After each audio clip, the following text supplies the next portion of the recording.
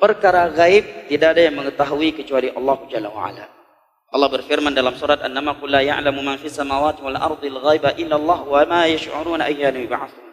Katakanlah wahai Nabi Muhammad, tiada yang mengetahui perkara gaib di langit, yang di langit dan yang di bumi kecuali Allah, dan mereka sendiri tidak mengetahui kapan akan dibangkitkan. Allah juga berfirman dalam surat Al-Jin, "Wa alimul ghaibi fala yudhiru ala ghaibi ahada illa man irtada min rasul." Allah lah yang maha mengetahui perkara gaib. Tiada yang mengetahui kecualinya.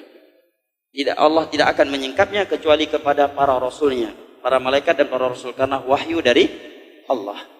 Oleh karenanya, mendatangi dukun dan tukang ramal ini bertentangan dengan akidah Islam.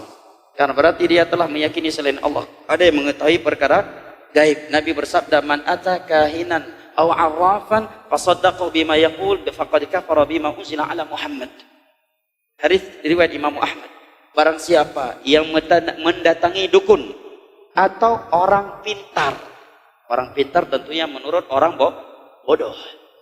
Barang siapa yang mendatangi dukun atau orang pintar, arraf bisa diartikan dengan tukang ramal, bisa juga diartikan dengan orang pintar. Beda kahin dengan arraf. Kalau arraf ini menebak suatu kejadian dengan suatu acting. Ya, dikaitkan berapa umurmu? Calon kamu berapa? Oh, berarti nggak cocok. Ini namanya arraf. Sama hakikatnya sama dengan kahin. Sama-sama mengaku mengetahui perkara gaib. Kata Nabi, barang siapa yang mendatangi dukun atau tukang ramal, orang pintar, tentunya menurut orang bodoh, kemudian dia percaya kepada ucapan si dukun, maka sungguh dia telah kufur terhadap syariat yang Allah turunkan kepada Nabi Muhammad. Karena di antara isi syariat Allah turunkan kepada Nabi Muhammad adalah keyakinan tidak ada yang mengetahui perkara gaib kecuali Allah. Dukun tetap dukun walaupun pakai peci. Dukun tetap dukun walaupun pakai jubah. Dukun tetap dukun walaupun dipanggil ustaz, pak kiai, tengku, aulia sekalipun. Kalau dia mulai mengaku mengetahui perkara gaib, dia dukun walaupun dinamakan habib, ulama, ustaz, pak kiai.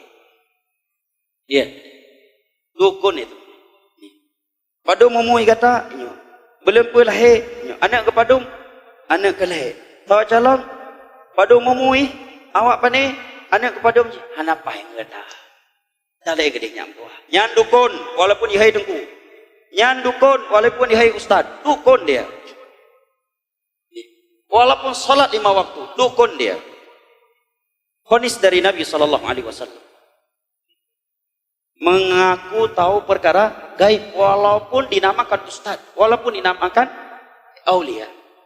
Aneh sebagian orang, barangnya, motornya hilang, datang ke Pak Ustaz, bukan ke lantas datangnya.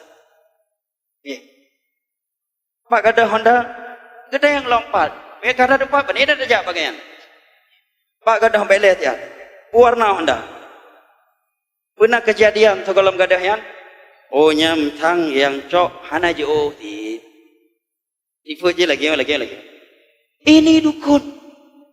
Barang hilang kamu begini, oh ini begini. Akhirnya menyebabkan perpecahan dan permusuhan serta bersangka antara masyarakat garungan uri sampai ke rumah. Gara-gara apa? Orang yang dianggap malim tadi padahal dukun.